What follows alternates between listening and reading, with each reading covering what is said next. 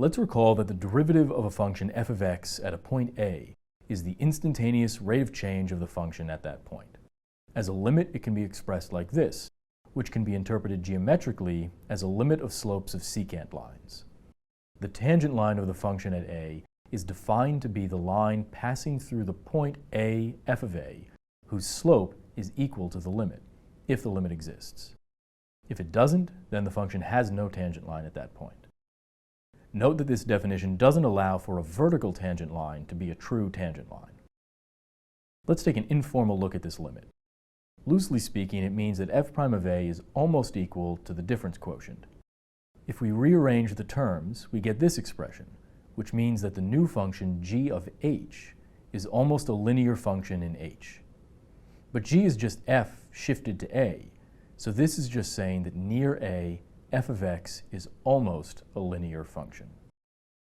More formally, if we return to the limit definition of the derivative, we see that this limit must hold, which means that the numerator approaches 0 faster than the denominator. Geometrically, this means that as we zoom into the point A, f of A, the function gets closer and closer to its tangent line in such a way that makes it more and more difficult to distinguish between the two. In other words, the difference between the function and its tangent line is shrinking to 0 faster than the width of the zoomed window is shrinking to 0. This is actually a property that can be used to define differentiability, which we'll see in a moment. Let's look first at a standard application of local linearity. Suppose that we want to estimate the square root of 26.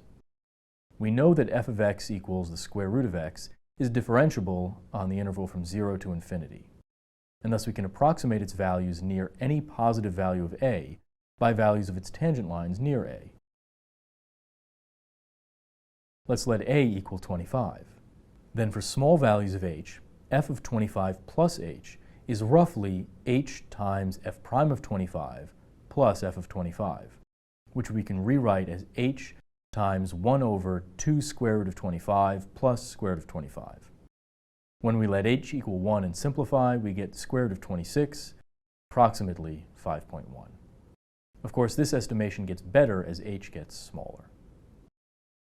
Finally, let's look at an alternative definition of differentiability that uses no limits, but rather just local linearity.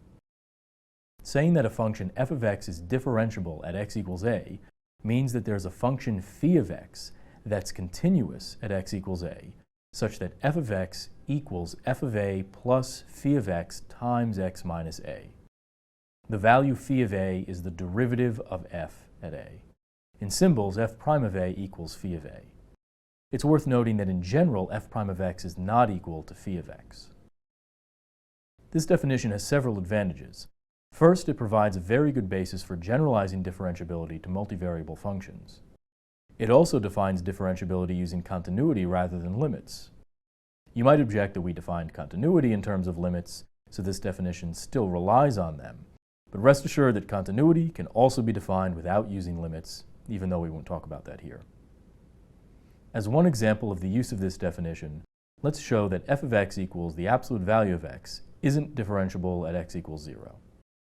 If phi of x is a function satisfying the absolute value of x equals the absolute value of 0 plus phi of x times x minus 0, then phi of x is x divided by the absolute value of x, which is not continuous at 0.